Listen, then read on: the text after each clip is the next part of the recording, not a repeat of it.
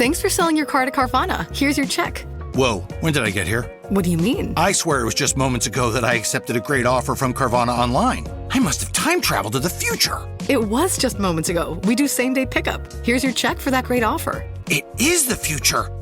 It's the present and just the convenience of Carvana. Sorry to blow your mind. It's all good. Happens all the time. Sell your car the convenient way to Carvana. Pickup times may vary and fees may apply.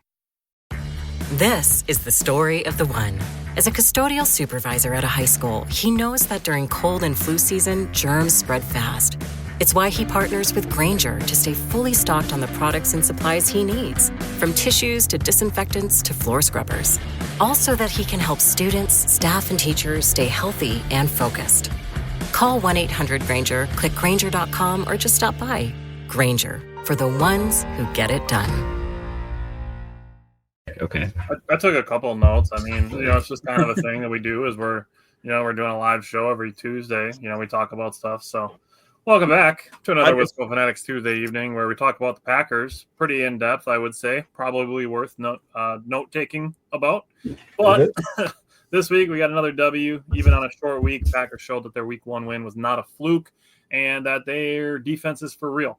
So we're going to start with the defense like we normally do. So we're going to hit the intro. We're going to recap the Commanders game and then preview the ass whooping that the Packers are about to put on the Cleveland Browns on Sunday. Welcome to another episode of the Wisco Fanatics Show, where we cover the Packers, Bucks, Brewers, and Badgers basketball and football teams from an optimistic and realistic perspective. Wisco Fanatics is brought to you by Cardboard Legacy, Wisconsin's most complete sports card shop. Buy, sell, grade, and consign all at their location in Oshkosh. Alrighty, so as I said, Packers 2-0, started with 2 pretty good offenses, held them both under 20 points, the Lions to 13, and now the Commanders this week to 18. So, Simon, starting with the blitz versus coverage breakdown, what did you see from the Packers defense? Yeah, Packers blitzed a little bit more this game, kind of surprisingly. They blitzed 12 plays. Forcing 7 pressures on those plays, and it went sack for -1, incomplete, 9 yards to Zach Ertz, sack for -10 yards, incomplete, 7 yards to Terry McLaurin, 10 yards to Debo for a touchdown. So all in all, they got 2 sacks. Jane Daniels went 3 for 10 for 26 yards and a touchdown. That didn't end up mattering at the end of the game. I think that's pretty good. Love that.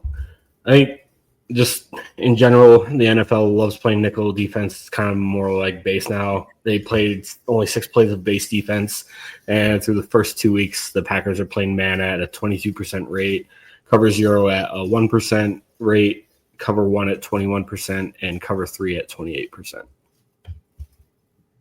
Interesting. So he mixes up coverages pretty well. Yeah. Jake, how you feeling about the pass rush?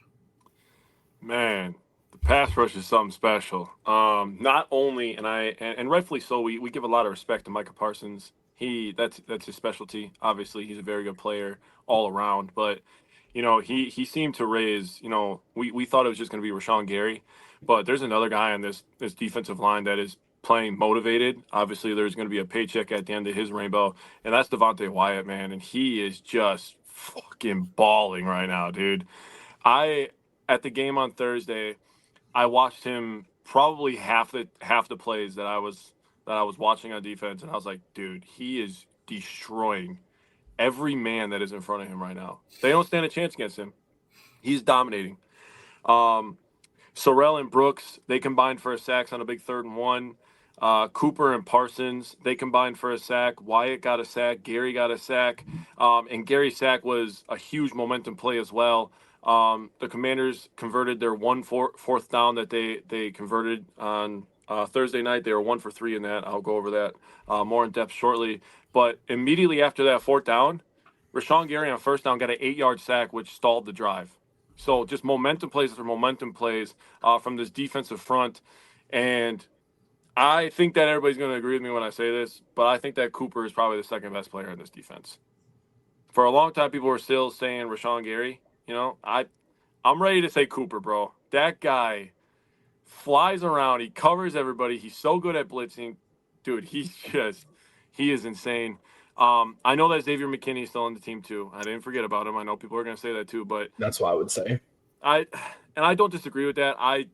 Me personally, I just think that maybe in a more important position, middle linebacker is a little bit more important. We can have a debate on this all day long, but for me, Linebackers are on the football a little bit more. I'm putting Cooper up there. I know that Xavier McKinney's very good too.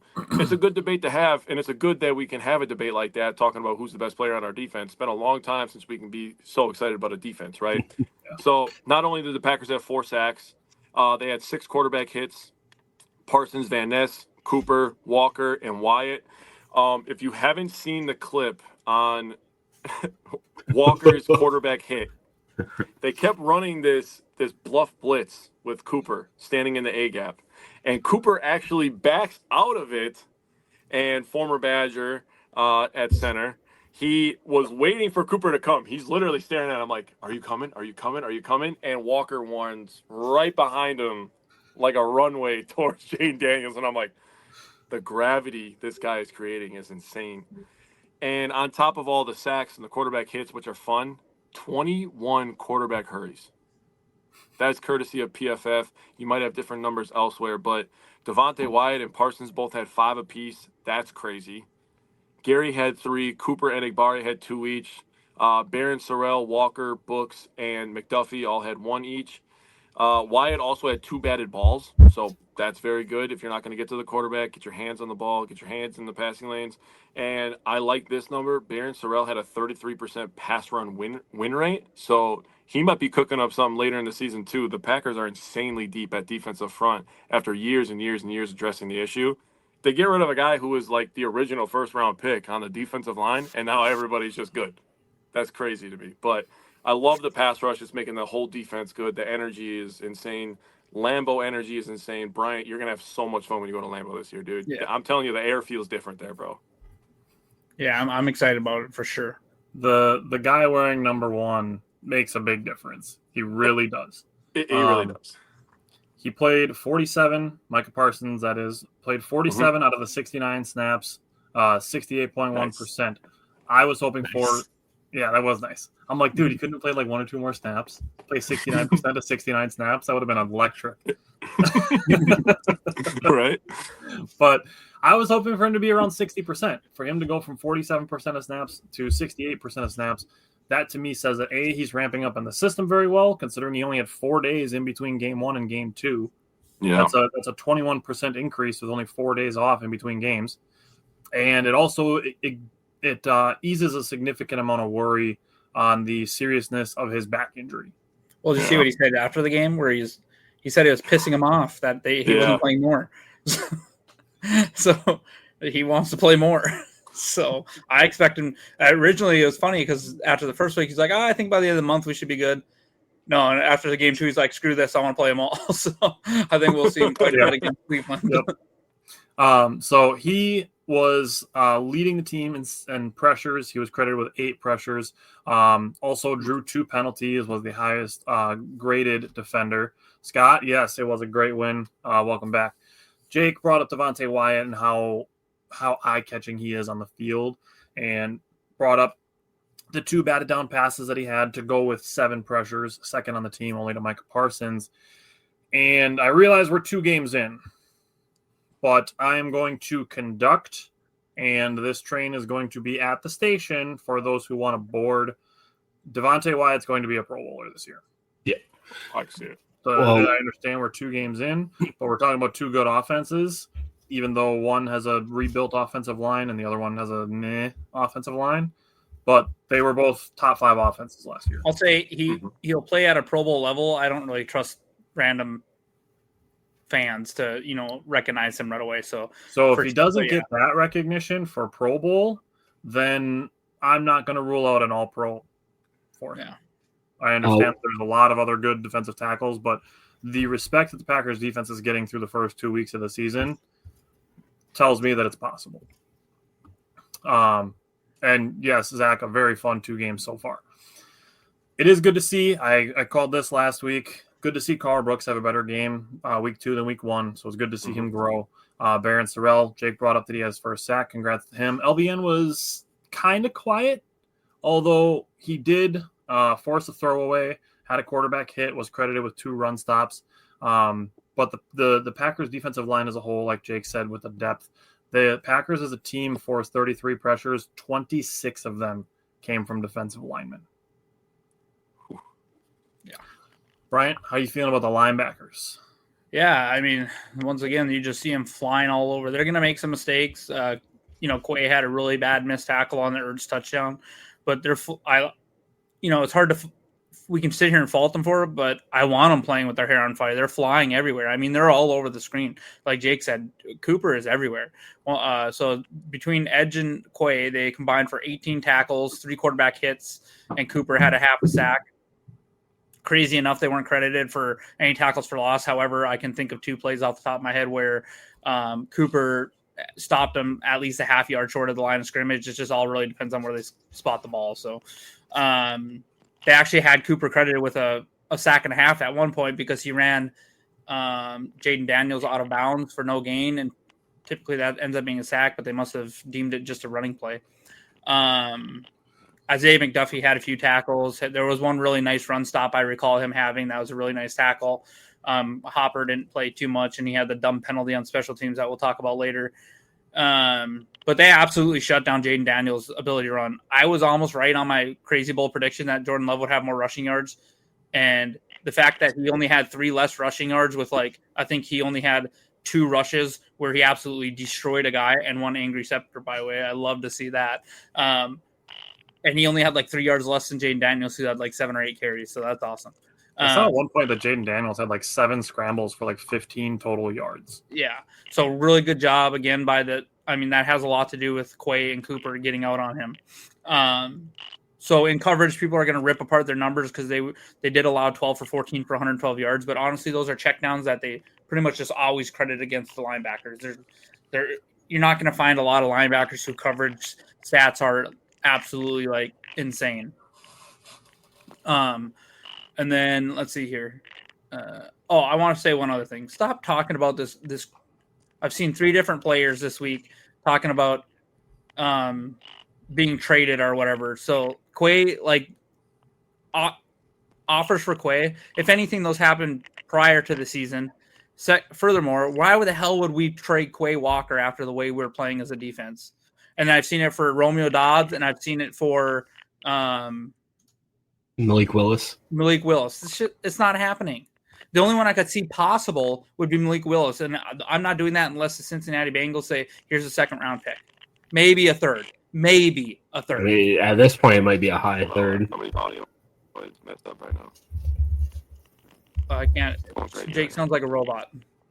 Is it mine? Yes, it's Jake's. It's mine. Jake sounds like he's been smoking for about 7 years. He'll hold one of those things up to his throat. Zach gave us the numbers. He said it was 7 for 17 for Daniel. Yeah. So love that.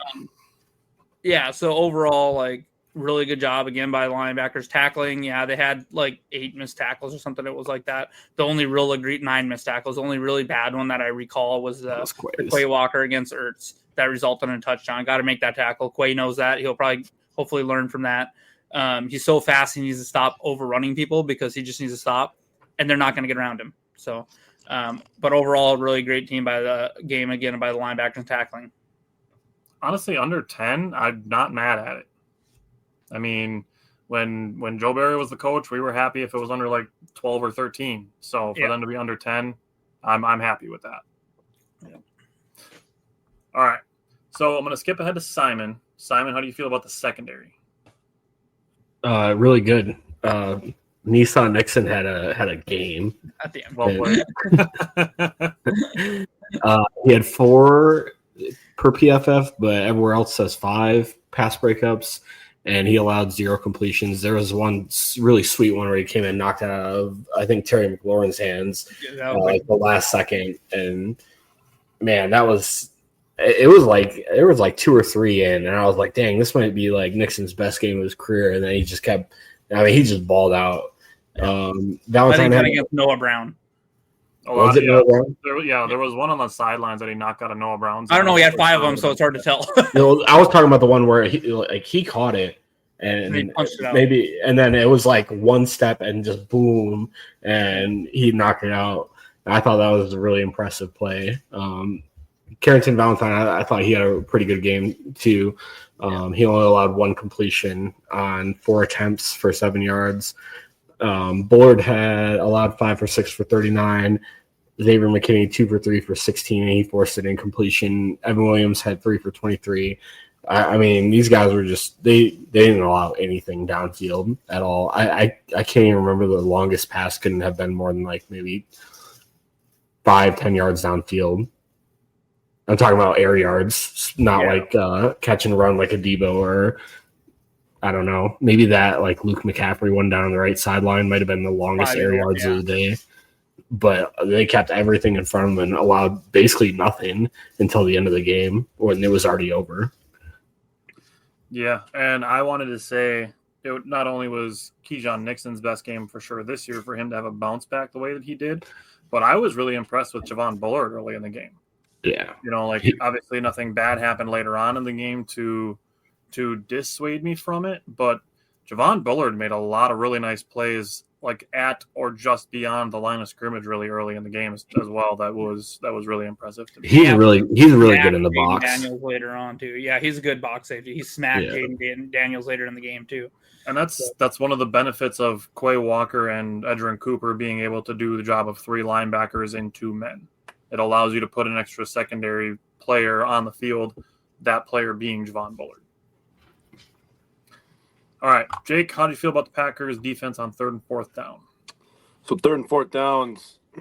So we allowed 5 of 16, which is very good. That's 31%. I'll take that every single day, every single Sunday for the rest of the season.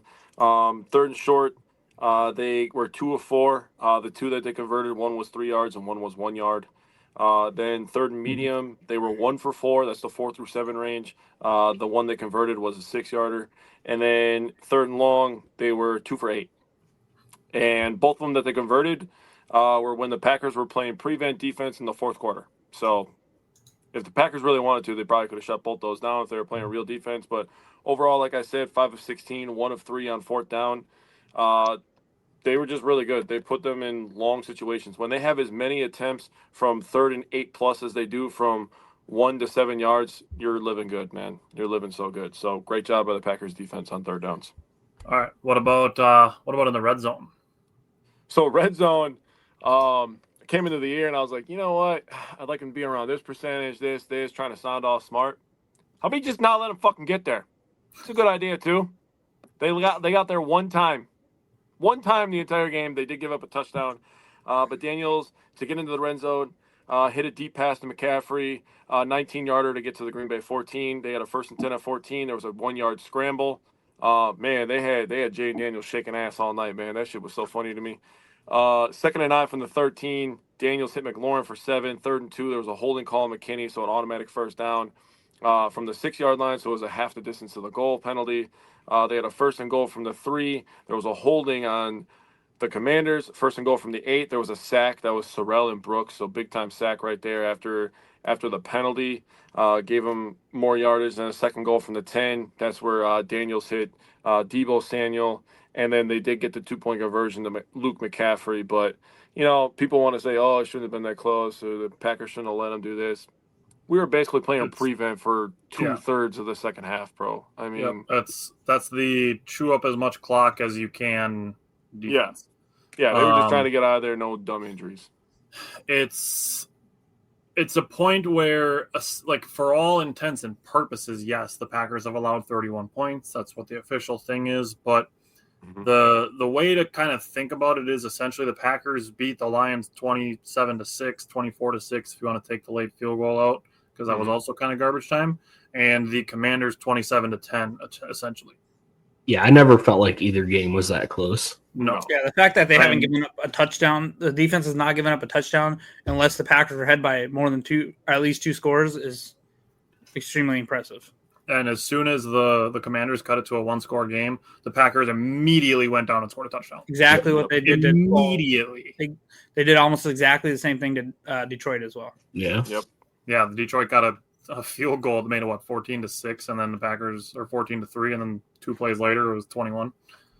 Something like that, yeah. Yeah.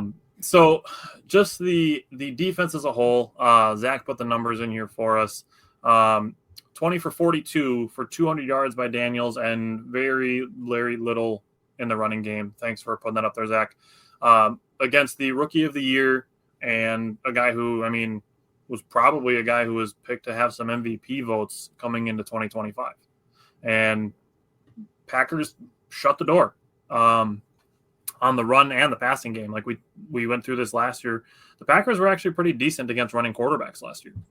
They were decent against Anthony Richardson and Jalen Hurts and Kyler Murray. They kept those guys in check. So I wasn't worried about that so much, but the Commanders made a deal to go and get Deebo Samuel to pair him with Terry McLaurin. There was no point where like the Commanders were going to think about trading Terry McLaurin. They went and traded for Deebo Samuel to have those two on the field together. Yeah. And Zach Ertz, though older, was still very reliable tight end last year. So top 5 offense, added Deebo Samuel, and the Packers still had them under 20 points. So, Bryant, I understand it's a little bit different than last week, but how do you feel about special teams? Yeah, not great. It was not a good showing at all, really, all the way around. Whelan was fine, I thought. He averaging 50-something yards a punt. He's pretty solid. I want to say I did like the fact that after McManus, I felt like McManus maybe just rushed that or something.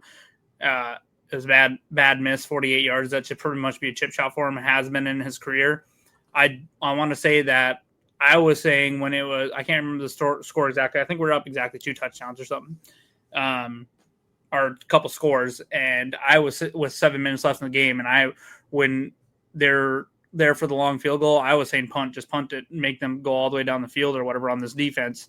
But no, I love the fact that, after the fact, I love the fact that Matt LaFleur had the trust to send McManus out there to hit a 56-yard field goal in that situation. Because a lot of coaches are just going to punt there up to, pretty much once that kick went in, I didn't care what happened the rest of the game. I felt like that really kind of salted it away because then now it's a 3-score game and it's done. So really that shows how much Matt LaFleur trusts him. So good on him for that. The rest of the special teams I thought was trash.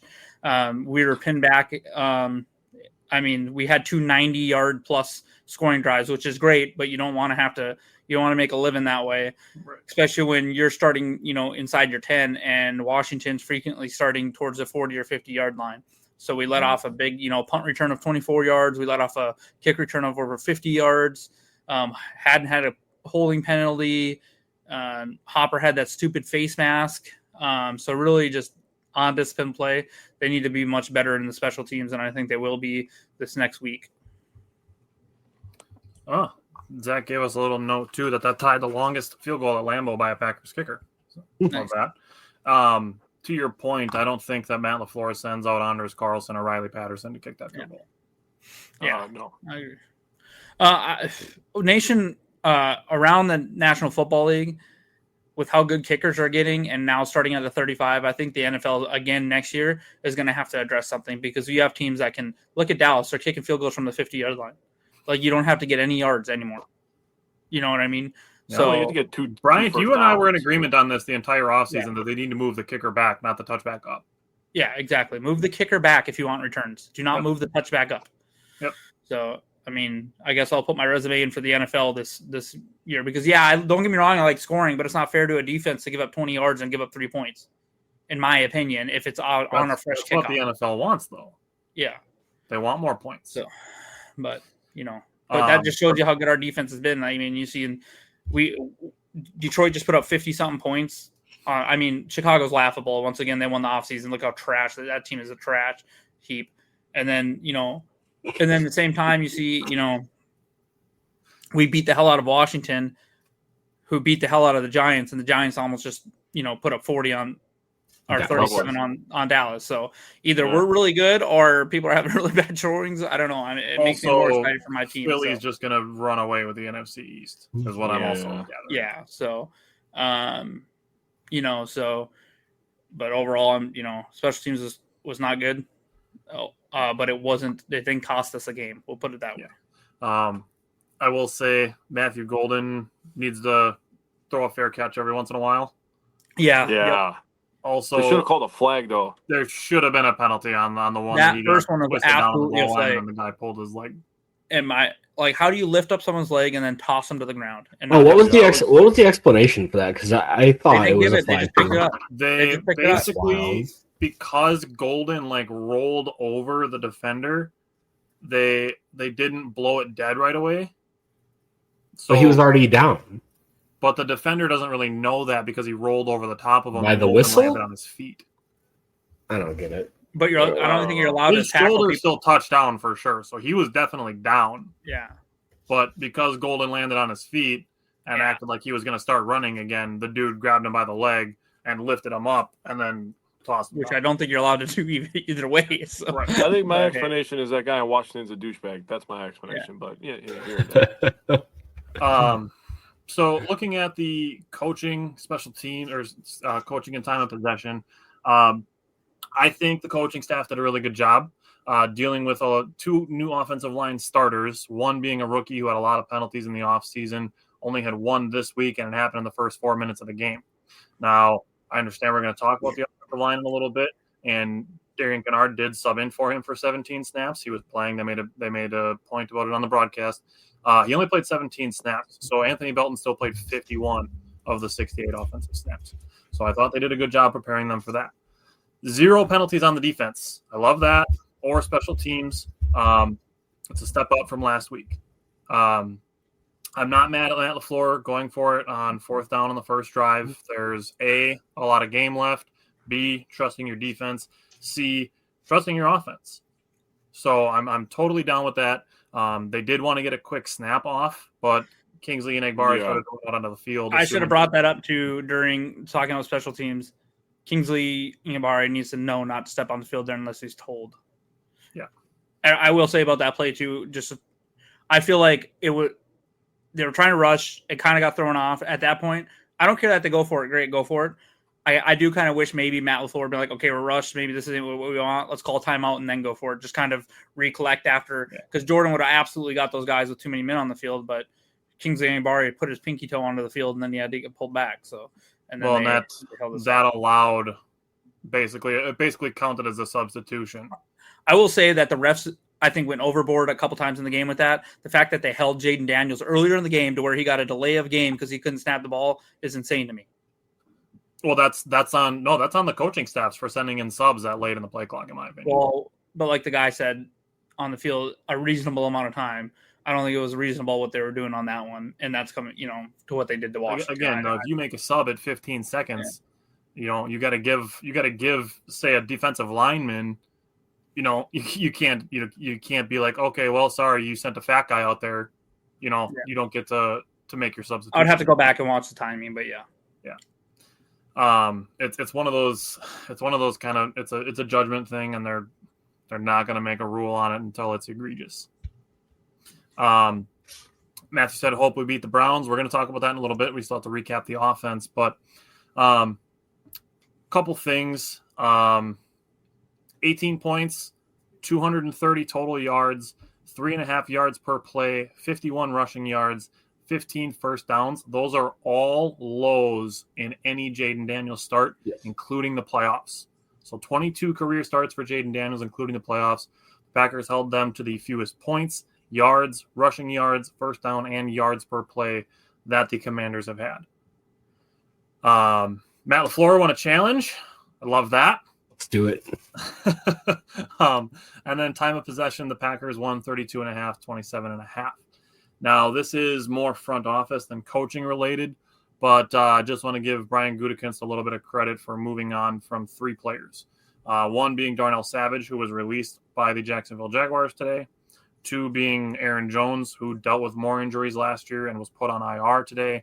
And 3 being Jair Alexander, who dealt with injuries in week 1 and was a healthy scratch in week 2 to basically come back from his injuries. Those are 3 players, Jones and Jair for sure, who were pretty ingrained into the early 2020 success of the Green Bay Packers. And Brian Gutekunst made the call to move on from them. And I understand that we don't want to predict injuries or essentially say, good, we got rid of them, they're injured. But I think it's the reality of Brian Gutekunst's job that he did a good job by letting those guys go, knowing that this was a potential outcome. Zach, we did talk about the rumors about Malik Willis. Essentially, second-round pick, or you're not getting him. The Packers stand.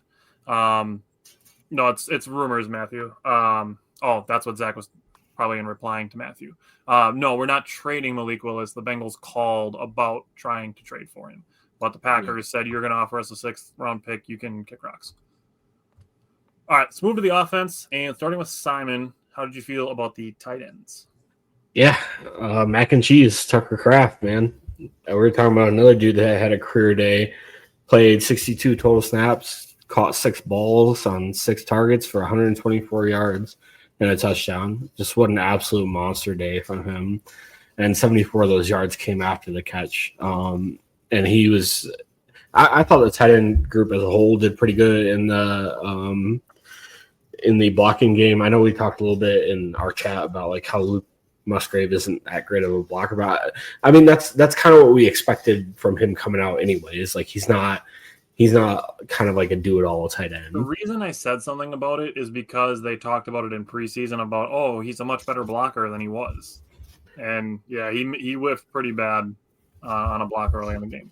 But I still think if you looked at the holistic view of this game and what he did, it wasn't that bad. Yeah, it was one play that probably. Yeah, I think I know which one you're talking about too. But could you do me a favor with tight ends?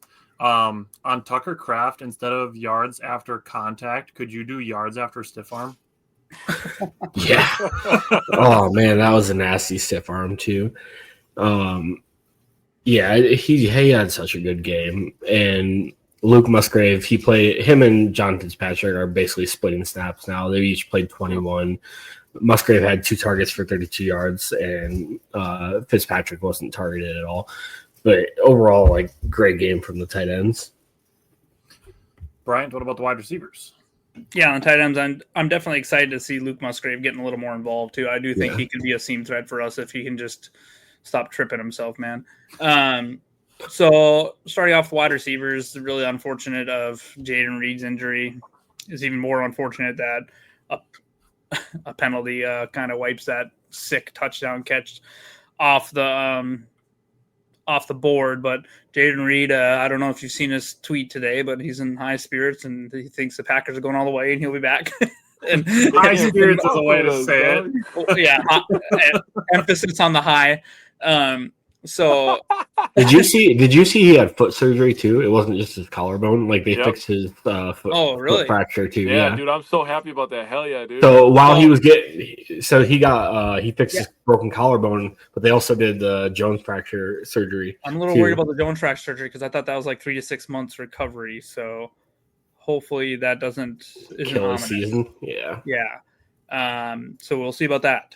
So that's interesting. I was going to say hopefully that gave him more time to heal. So maybe they did something that, because the reason they have struggle healing there is because there's not a lot of blood flow and that bone won't really heal. Yeah. So we'll see what happens or what the timeline, if that's pushing that past the 8 weeks. I did not know that. So good call out on that, Simon. I'll have to look into that. I already said this about Quay. People need to stop talking about Dobbs getting traded. He's not going anywhere. Dobbs is a very consistent, solid wide receiver for us. Jordan trusts him. Once again, goes to him on the slant for the touchdown. I love the fact Dobbs is showing so much more emotion and pumped up this year.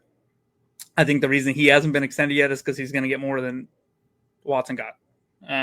So hopefully maybe we'll see if we figure something out with him, but Dobbs is going to be a solid, big contributor to this team every week. If you told me what's the one wide receiver who's not going to go a week without getting 3 to 4 targets and a few catches, it would be Dobbs. I think he's going to be involved in every single game. Wicks is looking good, and he's catching the ball. He is continuing to get open. He's making nice plays. He's hitting them on those out routes. I feel like Love is looking his direction every time he's on the field, and we're about to see him on the field more. So, I will say on the deep route, people are giving Love a little bit of crap for missing that deep throw. I think that's on Wicks a little bit. I think if he rounds that route, because it was like he was trying to reach out for it instead of just taking a step more inside. I thought the same thing. If he just takes a step inside on that, if he just rounds that route there towards the middle a little more, that's a touchdown. Yep. Easier said than done when you're running full speed looking for the ball and everything else. I'm not an NFL athlete, but I think right. I think if you ask Wicks, he would say he probably wanted to break that one towards the middle of the field a little more because Love was throwing away from the defender and the other defender wasn't even really a factor in the play. But overall, really good job getting open on that.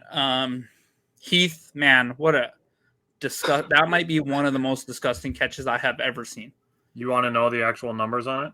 Well, I know that it was like it was like 7.9%, and it was the third lowest completion since they've started tracking that the like that StatCast thing where how like percentage of catching the ball. Stats. Yeah, it's the lowest completion in the NFL this year. Yeah, sick kid. I thought there was no way he got it. Yeah, I didn't think there was a way. I was like, you have got to be kidding me. I bet the stadium probably exploded when they seen that replay, huh, Jake? Yeah. It was loud, dude. It was loud as hell. That's disgusting, dude. And Heath knew it too. He stood up and he was like, I got that catch, man. So Matthew Golden, I thought he's doing his job. Let's say he's doing his job, and Jordan Love just missed him. This is what I put. Matthew Golden and Jordan Love are getting very close to being super explosive. Good job by Golden to getting open deep twice. Jordan just missed him. You could see Golden a little frustrated with it. He definitely wants to hit one of those. But once again, I think so. After Reed went out, a lot of the slot snaps went to Golden and Wicks. We're going to see both of them too that I just talked about on the field a lot more. And I think Golden's going to make some hay this week in the slot with quick passes and getting to run after the catch. So that's my one of my early bold predictions there. Me too. Yeah, and then Savion and Golden added to the running game as well. Savion is explosive, man. He is so explosive. He slips there, but he is fun to watch too. So excited about all of them. So overall, I think the wide receivers only had 8 catches, but it felt like there was so much more involved in this game, and they did a pretty good job. That was one of the things that I had within the passing game distribution with Matthew Golden. Seeing people complaining a lot about it on Twitter, and I really just have 2 things to say about it. Is 1, the NFL is not fantasy football. And 2, like you just said, listen to when Simon talks about the running game because Matthew Golden's name is going to be brought up. So as far as the passing game distribution is concerned, this is the 3rd year that I'm covering this. Jordan Love has still not targeted fewer than 7 players in a game. Still has not happened. This week was close. Malik Heath only had 1 target. Golden had 0 catches on 2 targets. Jaden Reed would have been number 8 if that touchdown had counted, if not for the penalty. But Tucker Kraft did a lot of the heavy lifting. 6 receptions on 6 targets for 124 yards and a touchdown is heavy lifting. And then you brought up Dobbs and Wicks, who combined for 7 catches on 11 targets. As far as distributing the ball down the field, Love was not the best from short and deep passes. He was 2 for 3 for 17 yards. The incompletion was a drop. Was credited with an 81.3 rating on those plays. Deep balls, he was 2 for 7 for 60 yards. Both of the 2 that he completed were considered big time throws per PFF. And one of them was just like a heave down field on a 3rd and 11 play. So basically just, throw it up there, see if we can get a completion. With that, from the 0 to 9, 10 to 19 range, he was surgical. That was the same as week 1. Which is very good because, like I said, that 10 to 19 is where I believe that there's the opportunity for the most. I think we've been saying that since he's been starting. Like that's just his money. Intermittent, 10 to 19 is just his zone, and he's very close to hitting those deep ones. But he likes throwing in that, and I love you watch a lot of quarterbacks. They want to check it down.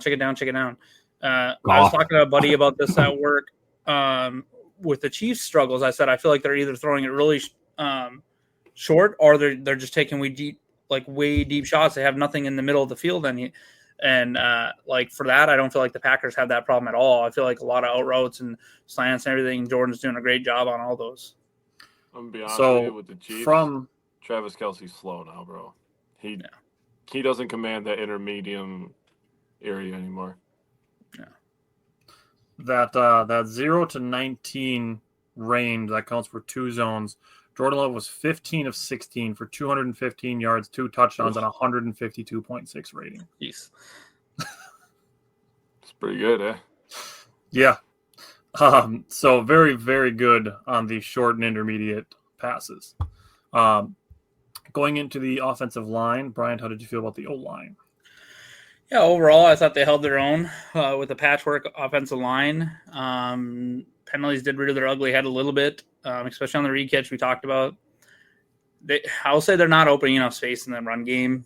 That needs to change. We really haven't had it. Josh Jacobs is getting 80-something yards a game, but that's just because he's running really hard. I will say I'll let Simon talk about it, but I guarantee there's one run for sure that Josh Jacobs wishes he had back. So Love was sacked twice, but one of them was Love just not wanting to throw the ball away to stop the clock. He could have got that ball away, but he just took that sack. So really only one against the offensive line. Ryan and Morgan I felt like they struggled quite a bit, allowing 5 pressures. Ryan also had a penalty.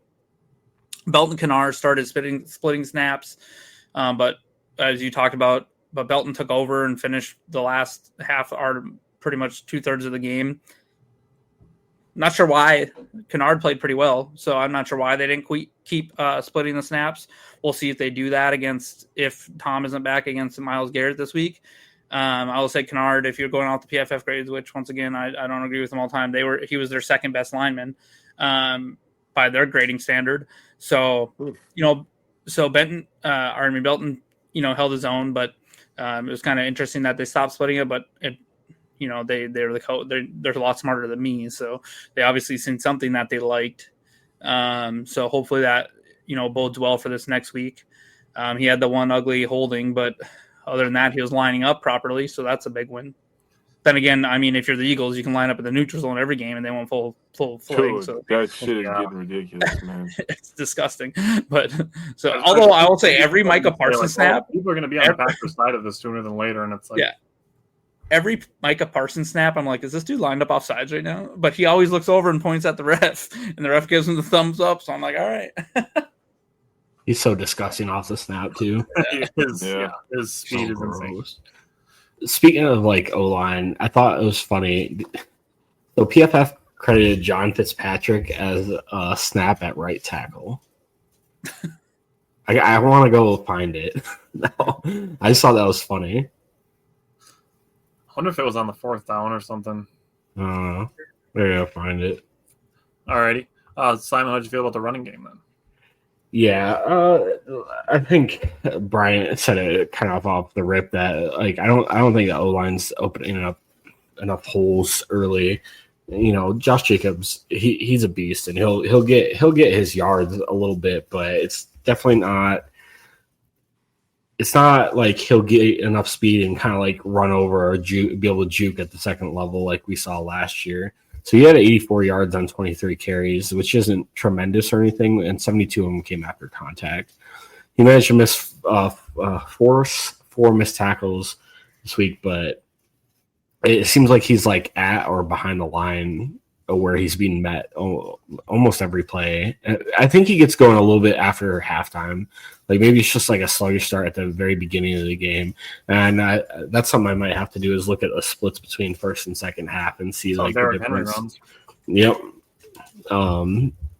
Savion, we kind of talked about the wide receivers got involved a little bit in the running game too. Savion Williams had I don't know.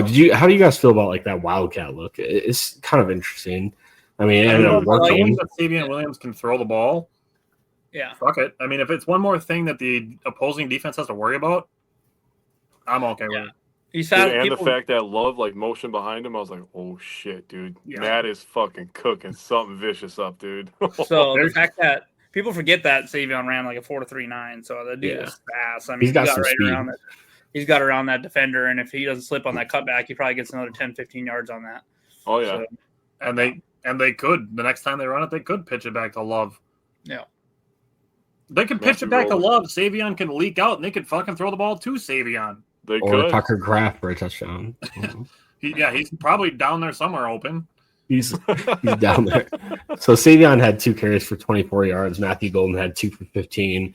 And then Love ended up with 3 scrambles for 12 yards. And shout out Angry Run Scepter.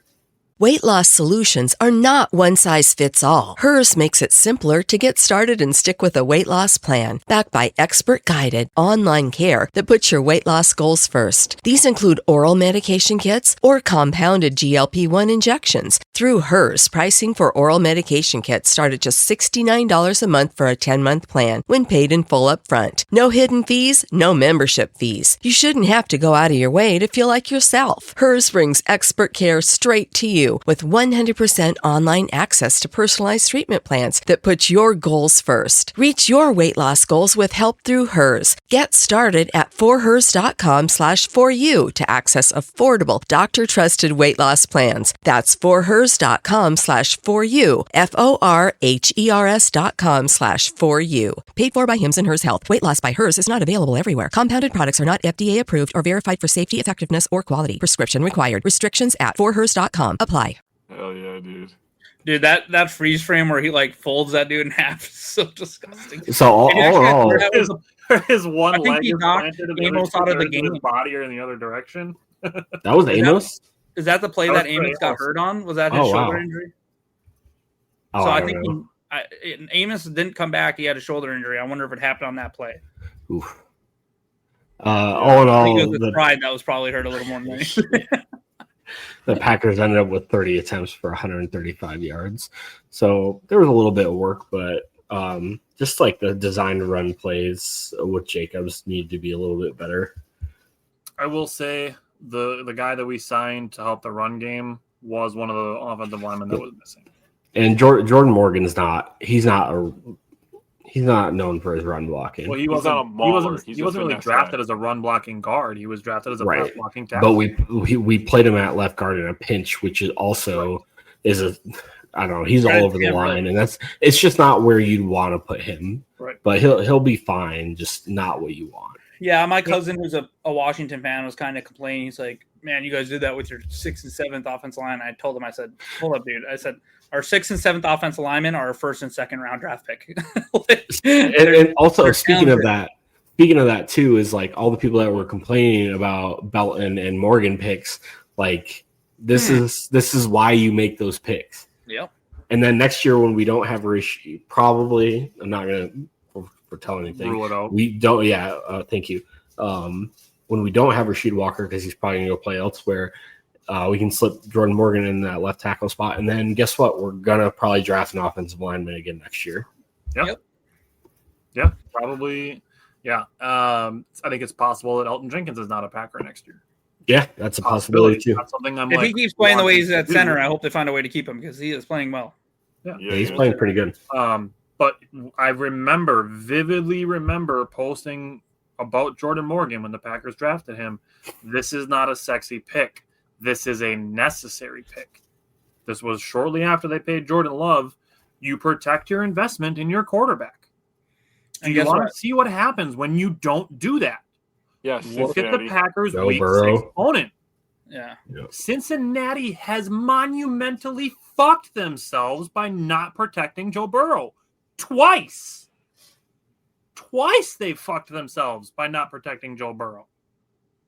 He's missed an entire season already and now is going to miss probably 10 games this year because they did not invest in their O-line. And at that point, to play wide receiver, which is fun. It sells tickets. I mean, it makes fantasy football fun, but it does not win you a lot of favor with your quarterback.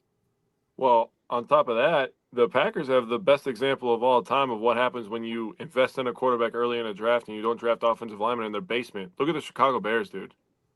Yes, I understand that this offseason they did try to spend a little bit of money. Dude, they but pumped money in that literally never offensive line. draft O-line. Darnell Wright. They picked Armegedi or whatever. And they missed on Darnell Wright. So Darnell And Wright's Armadeji, what's his name? The dude. Yeah, he's not good either. But to your point, Jake, Holy. if they're pumping an absolute pick after pick. Like how many years in a row did we pick 2 or 3 offensive line? And like one of them's Seven. one of them's gonna stick. You know what I mean? So how often do you see teams not doing that where we're doing that? And then the other guy that fans they are went and screaming got- about us picking another offensive line. It's like, well, guess what? Now we're 7 deep, maybe 8 deep if you want to consider how Kennard was playing. That we just picked up with a 6th-round draft pick. We're 8 offensive linemen deep. The funniest part too is the Bears extended polls. It's just so funny, dude. Why did they do that, bro? Why did they? They tied him to Ben Johnson. Yeah, they tied him to Ben Johnson and Caleb Williams. Oh my god, dude. Well, they all can go down with a cinder block together. I don't know. Yeah, that's 3 dudes with 6 legs running a 4-legged race. You're not wrong. They are all tied together. Yeah. But then the other guy that they brought in was what, 33, 34 years old? Yeah. So it's a hodgepodge of 33-year-old dude, a bunch of young guys, and then some cast-offs. Like, you got to a point where you thought Cody Whitehair was going to be a guy who could play on your offensive line? Oof. Yeah. Like I said, out of all the picks that they've made, Darnell Wright is the only one where I was like, that was a good pick. Yeah. And to Brian's point, he hasn't even been the hit that all 4 of us really thought he was going to be. Yeah, I was pretty upset at that draft pick. And that's why the Packers do it more than once a draft. So typically, drafting offensive linemen is so necessary, especially when you have a quarterback you want to protect. I mean, if you have a quarterback you don't feel like protecting, by all means, let him get hurt, but you're not going to have anybody that wants to play for your franchise. Holy. Braxton Jones allowed 13 pressures in the first 2 weeks. Holy. Well, look at the left tackle that Minnesota has been rolling out there. Yeah. But they're literally waiting for Darrisaw to get back, though. Yeah. So Yeah, they got to really I like this I is like big it. depth. They don't have no depth. That guy is getting destroyed. Yeah. And now Yeah, you got but- now your quarterback's out 2 to 4 weeks because he's getting killed. Yeah, JJ Because they McCarthy's don't want not him going to to get make it. killed further. Yeah. It's okay. They're rolling out Carson Wentz, the guys who's known for his Dude, help. he's going to be the first player in NFL history to start for 6 different teams in 6 seasons, by the way. Nice. Oh, really? That's a true I heard fact. that today in the Dan Patrick show. I was like, Holy. that's North an Dakota elite State stat. Oh, that's right. He started that BS Week 18 game Yep. last year for the Kansas City. Chiefs. Yep. That's right. Elite stat right there, dude. Jake, how'd the We got Packers way go off third and topic. fourth, though? Sorry. No, it's not that far off topic. We're still talking about football. But talking about as the far North. as third down between the Packers and the Commanders, Packers offense went 5 for 12 on third down. So, I mean, you're still doing pretty good if you're getting 5 out of 12. It's almost 50%. So, 42% to be exact. The 1 through 3 yards, the short yardage stuff, I was a little concerned last week because they were over. And I said, you know what, maybe let Love throw it every once in a while. And 2 of the 3 conversions that they had, 2 of the 3 conversions they had on third and shorts were passes. One was the Musgrave, one was the Wicks. Wicks actually picked up the first third down of the game. Josh Jacobs had a third down short yardage run. So that was a positive for me that I took away from this game is they figured out a little bit of the short yardage stuff.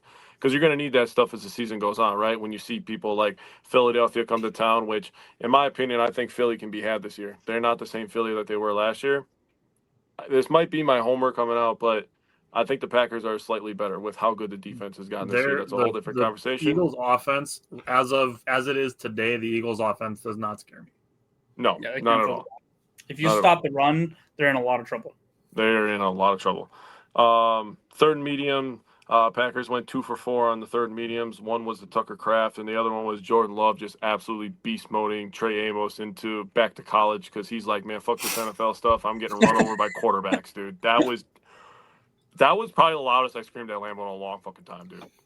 Like, when he ran him over, I said, get away from him. I was going crazy, dude. That shit had me so goddamn hype. And literally the next play after Jordan Love ran a guy over, we throw a slant to Romeo Dobbs, and the place was bumping, dude. The vibes were just, dude. I don't know if I ever want to go to Lambeau again because I had so much fun at Lambeau. I'm lying because I'm definitely going to go again. But it was so much fun. Third and longs. Packers were 0 for 4 on third and longs. Their first attempt was a 3rd and 19. They actually got 16 from Brooks. Yeah, and then their second attempt was a 3rd and 14, and Brooks got 10. So Brooks got a lot of garbage yards on third and longs. So, hey, good for him. He's so good in pass pro. He deserves some shine as well. I really want him to get like 3-4 touchdowns this year because he's just a team first guy, dude. He's like the guy that I love so much. I think it's pretty fair to say that. In the Jacksonville game, I'm like, yep, that guy rocks. Yeah, when Lloyd comes back, it's definitely going to be Emmanuel. If we don't keep 4, it'll be Emmanuel Wilson on the way out. That's gone probably, which is unfortunate because I do really like him. But Chris Brooks is just too valuable to this team on special teams and on pass blocking and everything else. So yeah. I like Emmanuel Wilson too, but yeah, Chris Brooks is just the man. Packers 0 for 1 on 4th down. Love just miss Matthew Golden. I was, when I told you guys last week, I was like, Tyler's at the game week 1. He got to see Micah Parsons' first sack as a Packer. I'm hoping that when I go, I get to see Matthew Golden's first career touchdown. I was probably 2.5 inches off. If you add both throws, I was probably 2.5 inches off from seeing his first touchdown. That long bomb, dude, I was like, dude, this place would have 92 yards. Probably fell to the ground with how loud it would have been if you would have hit that pass. That would have been insane. But I thought the Packers offense was just elite, to be completely honest with you. I feel like they left a lot of points on the field. Yep, and still pretty comfortably scored 27. Yeah. Looking at the red zone, the Packers had 4 trips to the red zone. They started at the 20, the 7, the 13, and the 19. All of them except for 1 started on a first down. They scored touchdowns on 3 out of the 4. The one they ended up with a field goal. There were 2 throwaways and a 3-yard run by Josh Jacobs. That, in my opinion, was the only set of downs where I was like, okay, I did not like the play calls. And, it's obviously a little bit easier to say you don't like the play calls on a series of plays that don't work. I mean, it's really easy to just say that. But that play or that drive did still result in points. So 3 out of 4, 75% on touchdowns in the red zone. I will take that every single week. They did, like I said, 3 touchdowns on a field goal, 24 points scored in the red zone. There are only 8 teams in the NFL averaging 24 points total. So I'll take that from the red zone. Going into Jordan Love, Bryant, how did you feel about Jordan Love's performance on Thursday? Almost on Sunday. Yeah, I thought he was really solid.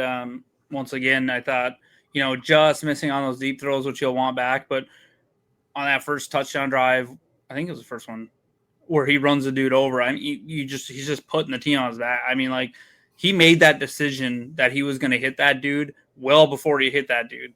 And I think that was Amos's problem, is he thought, he's probably just going to run out of bounds. Nope. He just run him over, does a spin and gets another 5 or 6, 7 yards. And then if you watch his reaction afterwards, he's flexing, he's pumping up the crowd and stuff like that. I love to see that. Like that not only gets the crowd going, that gets his whole team going. And Micah Parsons even talks about it. He talked about how in the first week, Love kind of stumbled upon himself, and Micah gave him crap like, I thought you were an athlete and you're out there like a baby deer. After he smokes that guy, it's on like tape or audio or whatever. He comes over to Jordan Love. He says, "You took that shit personal, didn't you?" Like, you just smoked that guy. So overall, like, he's just really doing a good job taking care of the ball. That first week, there's a couple of really like bonehead throws. Like, what are you doing, Jordan? I can't recall a single one this game that I was just like, what are you doing? And correct me if I'm wrong. I guess maybe I missed one, but I thought everything was really well placed. He was placing the ball really well. The one thing I've noticed a little bit is, and his wide receivers do a good job catching these couple of throws. He's been just like back on their shoulder on them. And hopefully that he doesn't miss one of those later on. But I mean, they're catching them, but when they're hitting stride, they're kind of having to reach back a little bit. But that's like, we're starting to nitpick things. You know what I mean? Like, still completion. There's only been a couple of those. So, but overall through the first 2 weeks, I think he's looked awesome. So I just want to throw out 2 things. Firstly, on trucking Trey Amos, doing that actually helped him avoid Frankie Louvu. Yeah. Because of the trucking Trey Amos and then spinning around, Frankie Louvu wasn't able to hit him square. So he actually helped himself from potentially taking a bigger hit. On the crossing route balls being on the shoulder versus out in front, this is a devil's advocate kind of thing. But I wonder if he's doing that at least a little bit on purpose, just to avoid having a receiver out like this, who then gets nailed in the rib cage by a linebacker, versus being here so they can catch, get 2 feet down, and then turn. It could be. I haven't seen any of them get hit right after 2 or reaching 3 feet to catching get that their ball, feet under but- them. And it's something where, you would ideally, with Jordan Love being a taller quarterback, expect him to be able to see over the offensive and defensive lines to see if there's somebody that can potentially lay that hit and then decide to put the ball, further in front or more on the shoulder. But just a devil's advocate thing that might be something worth mentioning at least. Yeah, either way, I mean, if you put in the ball where they can catch it, that's the biggest thing. It's just once he dials in this deep throw, we're cooking with gas. Couple other things on Jordan Love. The pass to Malik Heath, the 7.9 completion percentage probability, that ball was 51.2 air yards. Damn. So it was a 38 yard gain, something like that, or 41 yard gain, but it traveled 51 yards in the air. So it's a 50-yard throw as the crow flies. Obviously, could have had a third touchdown to Jaden Reed. That was wiped out by a penalty. That drive did end in a turnover on downs. And the Packers, with a missed field goal, still comfortably scored 27 points. So this is a game where the Packers could have, if everything is executed well, scored 33 to 37 points. Jordan Love did have 5 throwaways. I think he handled the pressure well. He was pressured 16 times through 5 throwaways, and then to Bryant's point, 0 turnover-worthy plays. And then just saying, play action. You guys all know how I feel about it. He was 8 for 13 with a 129.8 rating in play action. Also, both touchdowns came out of play action. So, Simon, how did you feel about Jordan Love? Yeah, I had pretty much all of that. I want to emphasize because the throwaways are really good. Like I thought there was some really good where he just lived to see another down, and that's something that you see progress that Jordan Love's making. He's also not afraid to huck it down the field. He had an ADOT of 15 yards this game, that's a lot. Stupid. It's just stupid. The touchdown nullified to Reed, absolute dot. That was a tremendous throw. And then we kind of talked about the chemistry between him and Golden. It's just going to take a little bit of time, but I mean, Matthew Golden's right there for the taking. And once they get the chemistry down, man, it's going to be special. I think it's going to be special. I love that you brought up the throwaways and then immediately brought that he's not afraid to throw the ball down the field, because there's so many like, oh, is he more Brett Favre? Is he more Aaron Rodgers? He's both. He's got both of their play styles in him. I mean, it was rare that we would see Aaron Rodgers lower his shoulder and try to run somebody over. Brett Favre would do that. He'd also, take some things to alleviate the pain after the game, but I mean, the downfield, chuck it and see what happens. Also, the throwaways. That was something that people complained about Aaron Rodgers doing too much. So if Jordan Love's doing it a little bit while also chucking the ball down the field, I think it's a balance of the two. So, Jake, do you have anything else you want to say on Jordan Love? Yeah, I think the rest of the NFL should be terrified because Jordan Love's playing good football and it's not even Toyota-thon. But real talk, man, he is just in total control. All the checks, the accuracy is there, the arm strength is there, and the main thing that you take away is that the confidence is there, and he is absolutely playing with unwavered confidence. I saw the numbers before. I don't remember the exact numbers. I know that when Jordan Love has a clean pocket, he's over 151 passer rating, and when he's pressured, it's around 39. So, I mean, that's just a massive difference. So give him a clean pocket, and this guy is absolutely going to dice you up. And I'm a little disappointed in Simon because he didn't bring up how Josh Jacobs absolutely sent Frankie Louvu into another dimension on the fucking goal line, dude. That was, and everybody's going to talk about the Jordan Love one. That was the nastiest truck of the entire season so far. That was I'm talking all NFL, dude. That was that's a linebacker, bro. He destroyed him. But Jordan Love is this close. He's gonna have like a 5 or 6 touchdown game, dude. I feel it coming. It could be this week. We'll talk Could about be. the offense in a minute, but let's start on the defensive side of the ball with the Packers. Jake, I'll go to you first. What are you looking for from the Packers defense on Sunday? Yeah, so took some numbers down. Third down, Packers are very good on third downs, doing a good job. Have allowed nine conversions on 22 attempts, so that's sixth in the NFL, 40.9%. And the Browns have converted 4 of 19. So gross. I feel like we're gonna be all right on third down. That's 21%, by the way. So I think we'll be all right.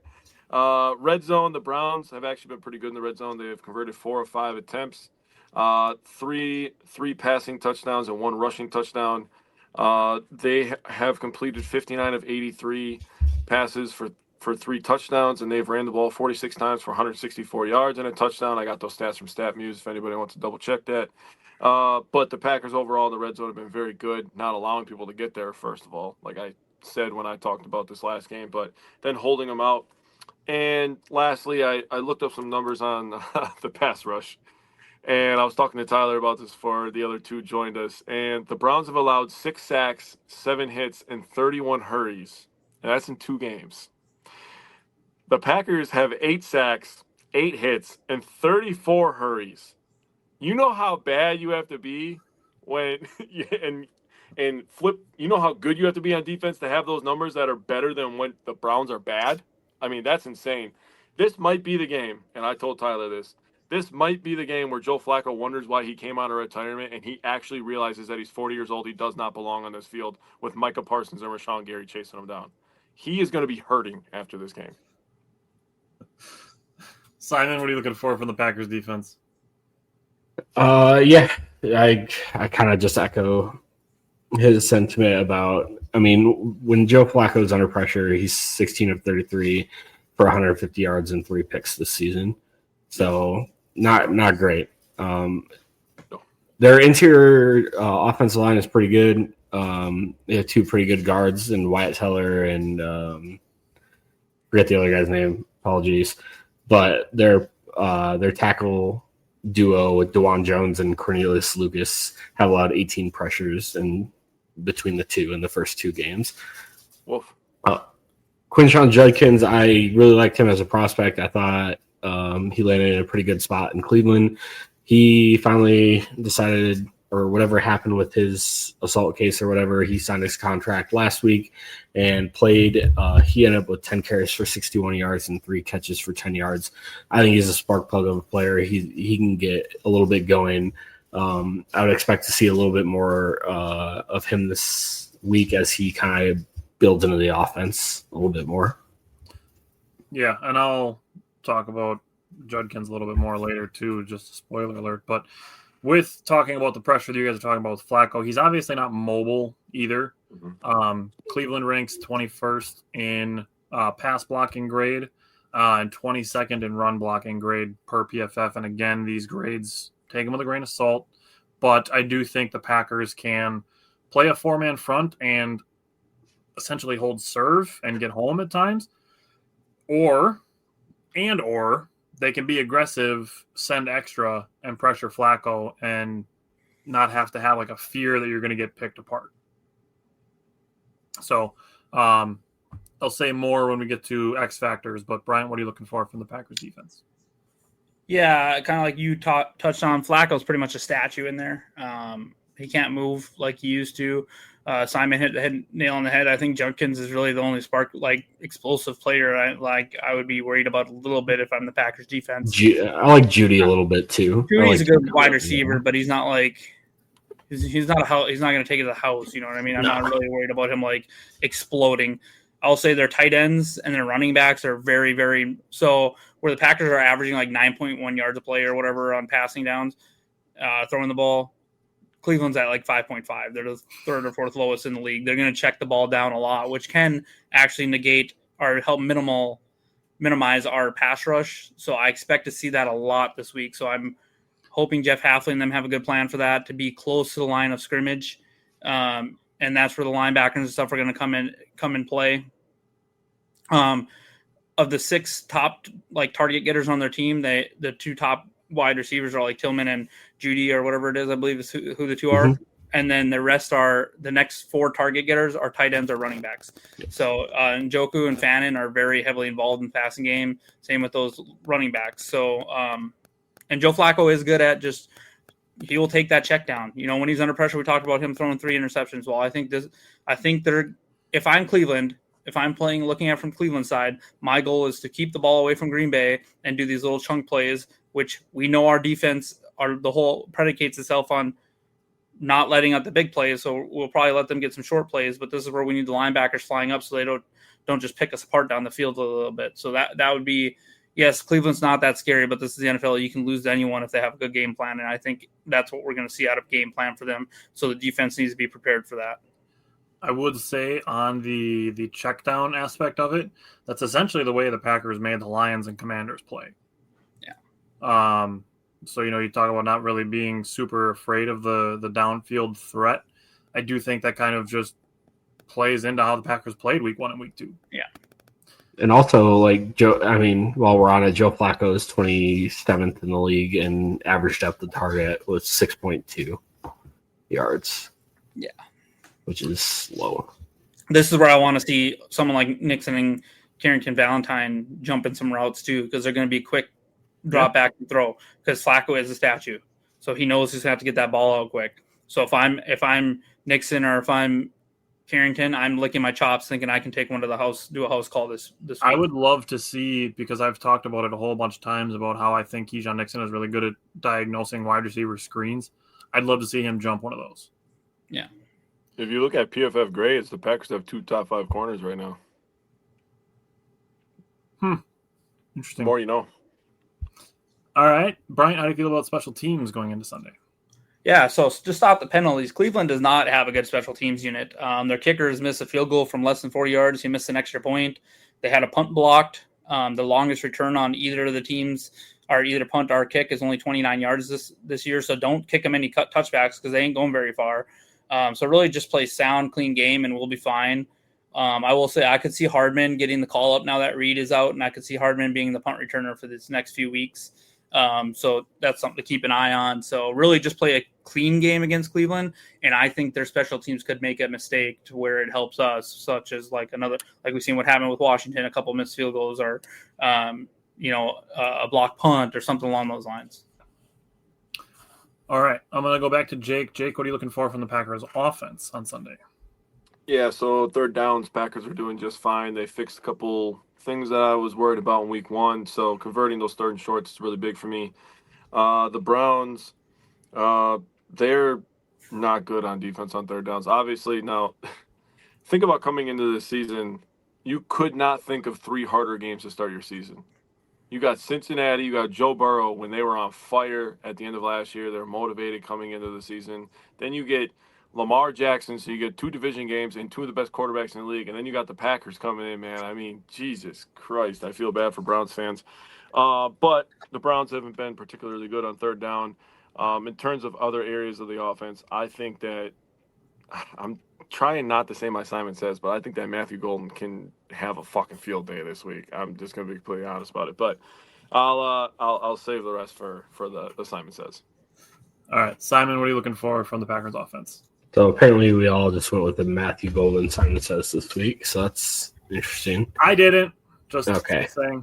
I started with Jordan Love, but I went I mean, Myles Garrett's a game wrecker. I mean, he has 3.5 sacks and 10 pressures so far this year. They're pretty good against the run. They held Derrick Henry to 23 yards on 11 carries last week after Baltimore had a pretty decent lead. Browns have contacted ball carriers on 80% of their designed runs and stuffed them at a 27.8%, which is the 4th highest rate in the NFL. I mean, Matt LaFleur's not going to go away from the run game, but I feel like a lot of this game is going to come down to Jordan Love and him distributing the ball to our wide receivers. On that subject of passing game distribution, I mean, feed Tucker Kraft. Yep. He has yet to show you anything that he can't do, especially in the passing game.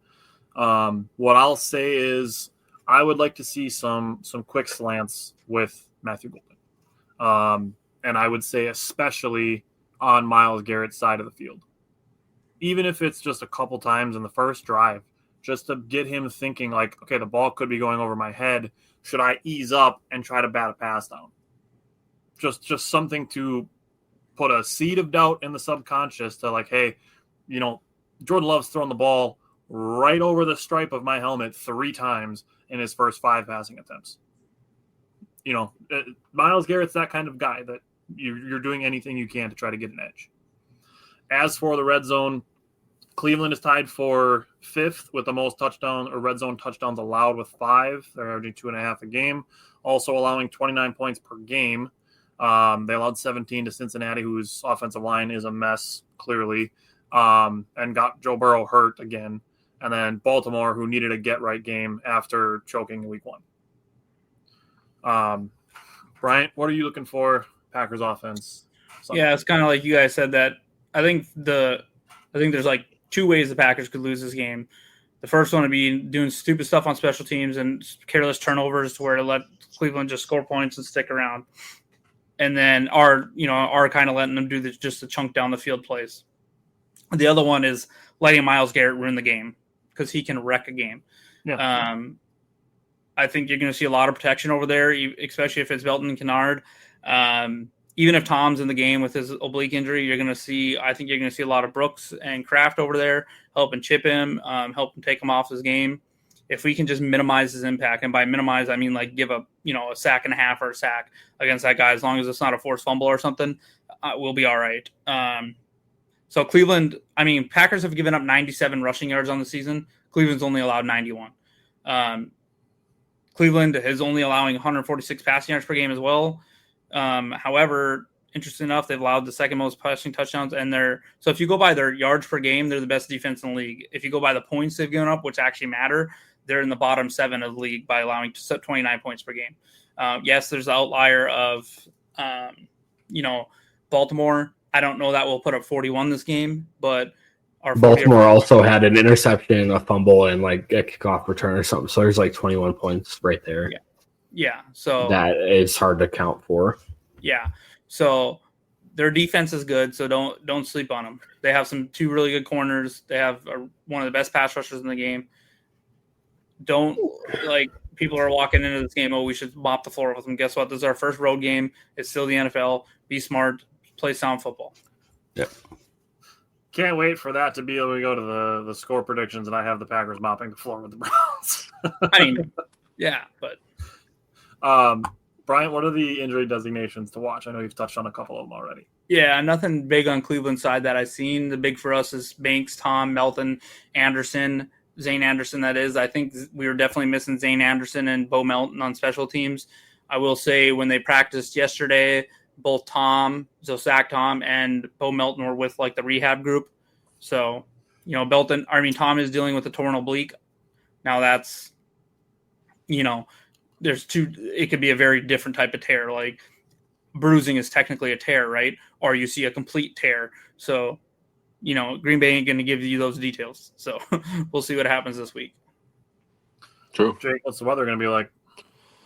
So per weather report is 80 degrees, sunshine and clouds mixed, a stray of showers or thunderstorms is possible, high near 80, winds south at 10 to 15 miles an hour. So nice day. All right. It was like 4 different seasons in one. Yeah. Hey, man, I don't write the damn weather. I don't make the damn weather. That's just what. Sunshine in the first half and snow in the second. Yeah. It is the Midwest. I get a little fog. The tsunami hits in the fourth quarter. Yeah. All right, Brian, who's your X factor? Yeah, we talked about him. Matthew Golden is my X factor. After Reed went out, Golden and Wicks took essentially all the snaps. So really, I'll say the slot position is my X factor. I think Golden will get a lot of snaps this game and quick completions to get the ball in his hands. Cleveland's nickelback is not going to keep up with Golden. I looked up his 40 time. He ran a 4.50. If we can get Golden running away from him a little bit, I know there's football speed and there's 40 line speed. Golden's probably going to burn him a little bit. Like I said, I could be completely wrong, and we could see Wicks in that position the whole game. And I think Wicks could also have a huge game because of his route running. So I think the slot whoever, I think the slot wide receiver is an X factor this week because, like I said, their two outside cornerbacks are really good. Their nickelback is not that good, and where can you get a lot of quick passes to help mitigate Myles Garrett out of the slot? So I think that position is the X factor this week and how they address it. All right, Simon, who's your X factor? Yeah, I have whoever plays right tackle, basically. It's a tough. Like we talked about, Myles Garrett can absolutely wreck an offense by himself, and Malik Collins isn't that bad either. So yeah, Packer fans are excited about Micah Parsons. Myles Garrett is probably better than Micah Parsons. So. Yeah, he's not probably. He is. He is better. Yeah. Yes, he is elite against the. I would take Myles Garrett. Yeah, Myles Garrett's a monster. All right, Jake, who's your X factor? My X factor is Jeff Hafley. This is going to be the first time in his career that he gets a head coach fired. Hell yeah, baby, let's go. All right, my X factor is Lucas Van Ness. I think he can affect the game with his run defense. You guys brought up Quishon Judkins. He ran 10 times for 61 yards in his first game. I think if Lucas Van Ness makes some plays, he can take Cleveland out of essentially what is their game plan, like Bryant talked about, which is to control the clock and the Packers' opportunities to score. So going to your X factor, Jake. Here's my, for one, Jeff Hafley, he's terrible. No one should want him. But I was going to say my way too early prediction for 2026 is that Jeff Hafley is the Pittsburgh Steelers head coach next year. So does Mike Tomlin want to come be our DC? I mean, that is my way too early prediction. So, Scott said he got his Parsons jersey today. Nice. Golden jersey back ordered yet. Yeah, I want a Micah Parsons jersey. I'm thinking about grabbing the throwback before the game since I'm going to the game. Then wearing the throwback. So nice. I really want to get one of the full-size helmets. Yeah. All right. Those things are sick. Let's do some score predictions. Bryant, what is your score prediction from the head? Packers 30, Cleveland 17. Oh, I'm just going to go next because I also have the Packers scoring 30, but I have them holding Cleveland to 10. Me too. That's mine. 30 to 10? Oh. Nice. Deadass, 30 to 10, bro. I have I think this is going to be a pretty decently low scoring game. I have it Packers 20, Cleveland 10. All right. Ooh. My score predictions are going to go very anti what you just said. It's going to be fun, but Cleveland's got a good defense. It'll be fun. They have a solid defense. Yeah. Steve said halfway to the Giants next year. Let's go from the heart. Oh, good one. Optimistic projections. Bryant, what is your score prediction from the heart? 34 to 13. All right.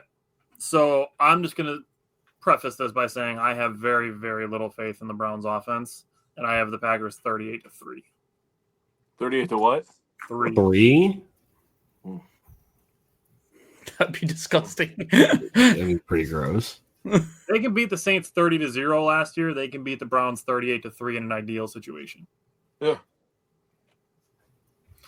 You want me to go? Simon? Simon. Hey, Jake, you can go next. Tyler, I'm not even shitting you. I have 38 to 6, bro. Ha! We were close. Garbage time field goal. I have it 30 to 7 with a defensive score. I would take any of these scores and have a very, very good Sunday afternoon. You want to jump? I'm just going to jump into Simon Says. My offensive one also relates to the score. Okay. And the Packers' largest margin of victory since 2014 is 41 points. Green Bay beats it by 1 and wins 49 to 7. I mean, it would take. I mean, that would be an absolutely disgusting game. It would take. I don't think so, man. Like, I just don't see us putting 49 points on. I don't think so. We just heard the scores, bro. I know. We're just too methodical with our drives. We're not. I get it that we scored with 2 plays at one time, but we're not like Ravens or Bills. Where it would, It would take a Ravens defensive special teams plus the offense would have. I don't know. It's just I don't just say this.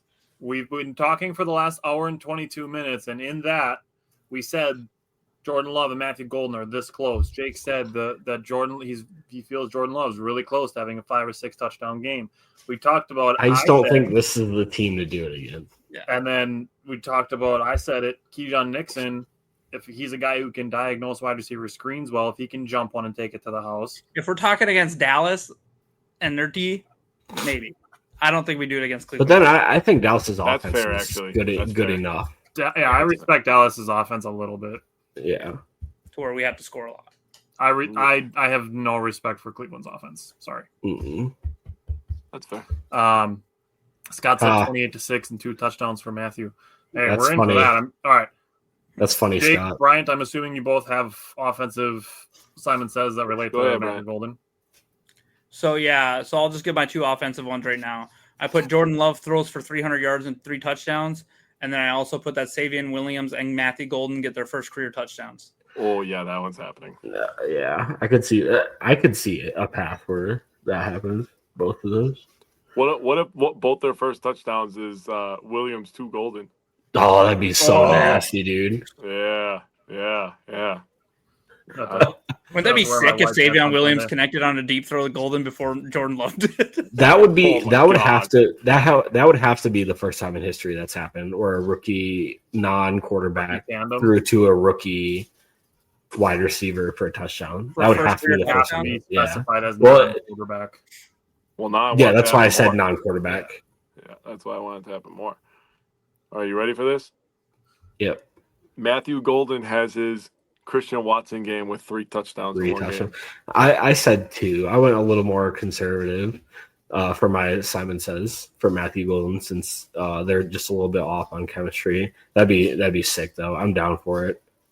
Let's go. That's good. Scott All got right. mine. Brian, how many do you have on defense? Just 1. Okay. So Mine on defense ties into my X factor being LVN. So I have LVN gets a sack and 5 run stops. Nice. Yeah. Van Ness has been pretty good in run defense this year. I think he's been super solid. All right, Brian, rip yours. Yeah, so Cleveland has only given up 4 sacks so far on the year. I put Green Bay does it for the 3rd game in a row and gets 4 this game. So Yeah. All right. You guys are going to like this. You guys remember the Tennessee Titan game last year? That was pretty fun, right? Yeah. So Packers get 7 sacks, 2 interceptions, and have 22 hurries. Holy crap. What are we? I'm trying We to have, think. What, we have 21 8 last sacks week? right now. We have what? We have 8 sacks on the year right now. Yeah. Well, sorry. Can you say yours again? So 7 sacks, 2 interceptions, and 22 hurries. What do we have? They had 21 against Jaden Daniels, right? Against Okay. Tennessee, Yeah, that's we what I was had, trying to think of. yeah, against Tennessee, we had 8 sacks. 8 sacks. Yeah, I mean, maybe. Yeah, I could see it. It's just, yeah. Yeah, I think if we're on I'll our- take it. Yeah, and I think if we're on that path, at that point we're probably up big, and I'm thinking they do what they did and put Dylan Gabriel in last week, and I could see us picking off Dylan Gabriel too. Yeah. I mean, Micah Parsons can literally have like 4 sacks by himself. So I have Joe Flacco gets sack fumbled twice. Nice. Okay. Ooh. See that too. Okay, I like that. The other part of this is, so we're talking about, again, that none of us have faith in the Cleveland offense. The dink and dunk nature that the Packers forced Washington and Detroit to play in is how we think Cleveland is going to have to try to attack the Packers, because they're not going to have time to get it downfield. I think that also plays into a situation where the time of possession can end up favoring the Packers so stupidly just because the Browns can't get first downs. Yeah, that's how the difference is for me. Is that's how the Browns want to play. That's not how Detroit and Washington want to play. So we got Detroit and Washington out of how they want to play. We're forcing Cleveland into how they want to play. So we need to adjust a little bit, and we need to be up in their faces and not let them sit there and just get after first. We can't let them have a high conversion rate on 3rd down. We But gotta that's keep that down. I think that's something that we kind of praise Jeff Hafley for, is his adaptability to however this defense can perform. So I think we'll play really good into Cleveland. The faith that I have is based on how many Packers end up around the tackle compared to opposing players.